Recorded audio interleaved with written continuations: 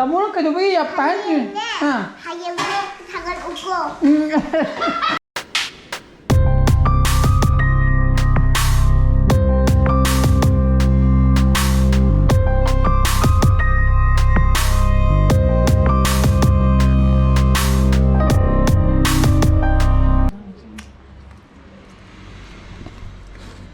Good morning guys, welcome back to my channel.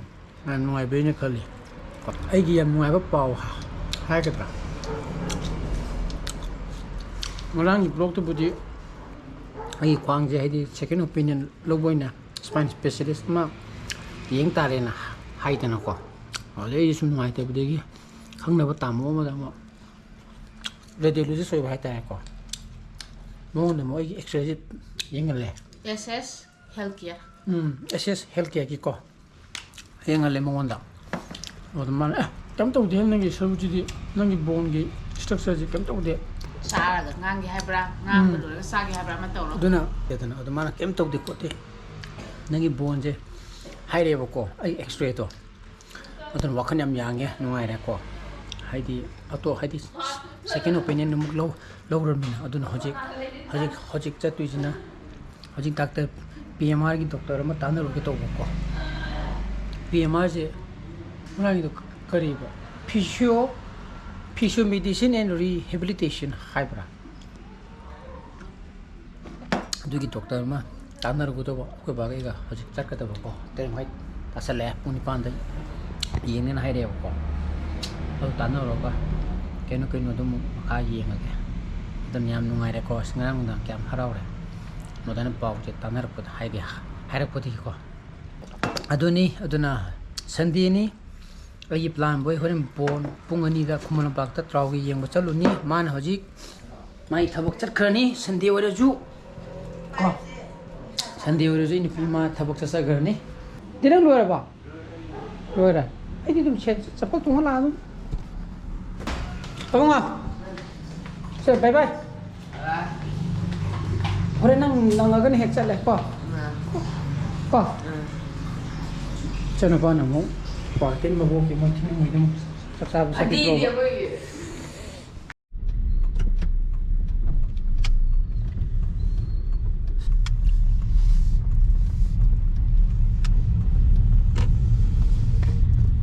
ni ma ti do kai de oil pump na le is da oil pump le nang na ngai hai di noi na swai da I saw the twin at the day never. It will bomb. You were running.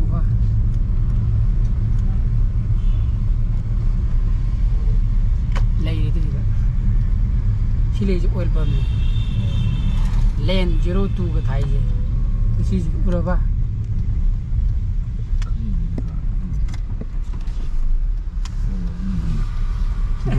Man, she's an I'm coming. Gari come on, you're going to teach our way.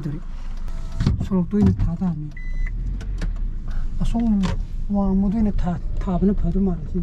someone might A song to in one more than doing. I don't know let her So, they give my little over. A song not a species withdraw. A song species. Han in it cannot support the Chura Conserva Imanavana. How do you have it? Rehabilitation game. Doctor Ma. Oh, the most fun PMR Wigany Mujo. The Swai don't space in its all. It's another late to never go. I would say whatever go. Says we like it. In the Mamma never much about to never go.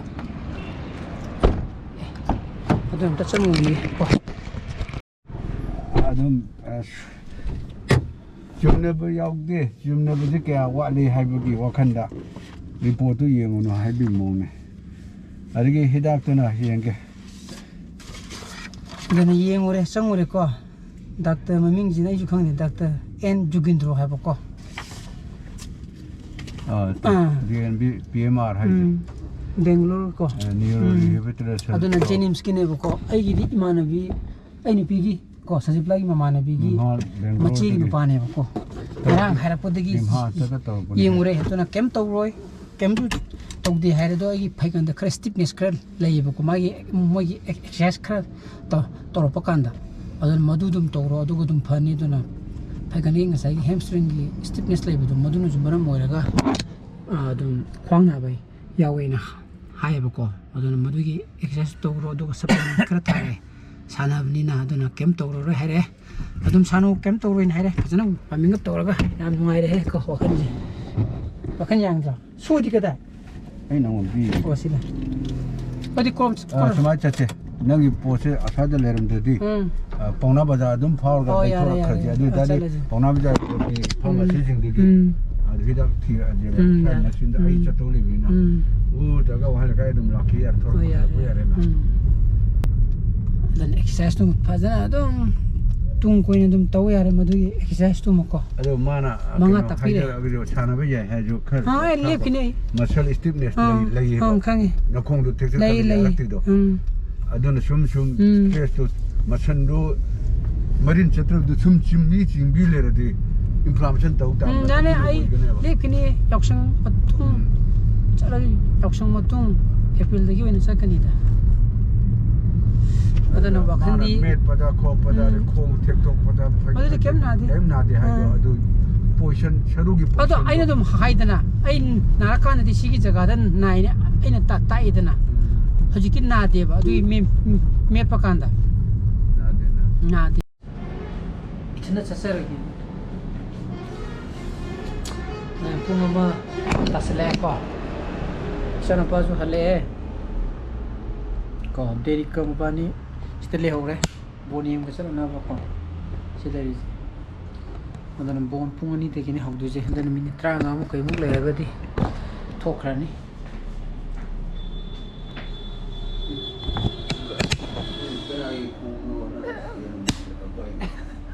bonium jaga da ba kumana bakta kare pira ibro hidak tu hana chai wa kana duga dum mo khanne ai chaba hudri ho pranu ndang ni charage na sina kana om si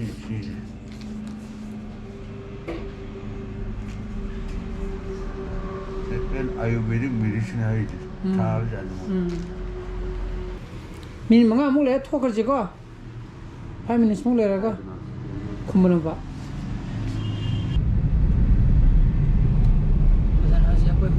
chali ko boniam ko direk na gidi aham bara masi ja kumara pa haidi hana yeng du ja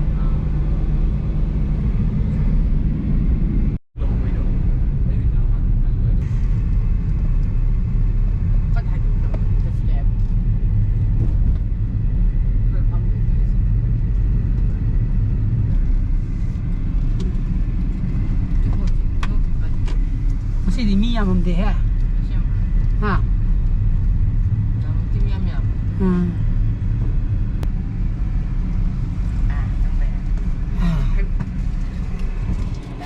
siêu đấy qua ở đây sinh bỏ bóc cầu đi con để xì bộ tôi đi mặc cho nó đây sao cái đây này con black suit to lại mà bao nhiêu không có black fleet black ở đây là không black to lại con fleet black không có black khăn luôn đây này chúng nó sao lo ha rồi đó tôi cần hàng gì xịt to ở đây là phăm nó vậy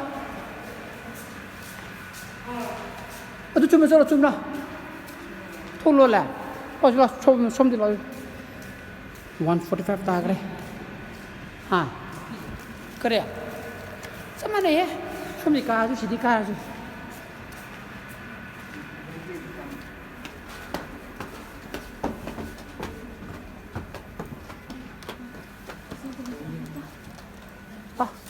사전에 파면 줘.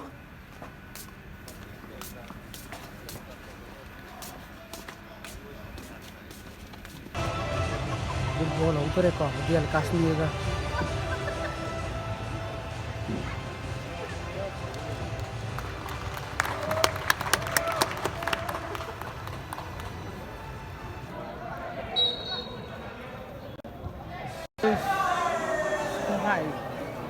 kemain kau ini. Buka. Kongan ni, to kong itu. Kau po deh, 20 tu kau. Kau po kaya je, 20 tu. Som tu, hang tu. Saya som tak kalau, ha. Ada nak trau po kaya 20 dah. Derek noai bro, studi ni yang mujiba. Ayeng me sama ka walis. Adu to keno na mita tari kya tan kan. Night ni, adu din noai ni. Nang sanga di yeng nang tuition chatra ga di. Ai ga deving ga di chatla ne. Natra bunga. Nang lak tra mata. Abunga. Nang tuition chatra ga di ne. Ah, sa se boko. Kare ba? Food pa yung biyadi. Tamu ni yadri ra. Tamu na kado bagi ya pan ni. Ha. Hayang mo tangan uko. Hai. Kare ba? Masuk begini, jadi sini masuk begini. Sini masuk begini. Tahu apa di mana dah? Jadi wadah hai le. Hai di tamu ipun mana pagi ya dena. Do engon dah yang blok tagaloi. Yurum hora se. Abang kalau saja abang adi mama gini. I know. I know yan. Ada nandang yo re sak tak po ke. Sinang itu hau kiri abang aku itu. Hau ni hai kan hau ni. Sak tu ya. Ko. Jam saya tu. Jam saya ni din hari mana tu. Sam tu mama sak tu kari. Yang tu mungkin jam hau le baik tak reko. Udah nama yang ngasih proses di mata introduction jerage. Ini proses paling mudah ke di like to video mo, share to video, no views or background subscribe to video mo ko. Mungkin sana apa saja video. So please be safe and be healthy. Bye bye. Good night. Ciao.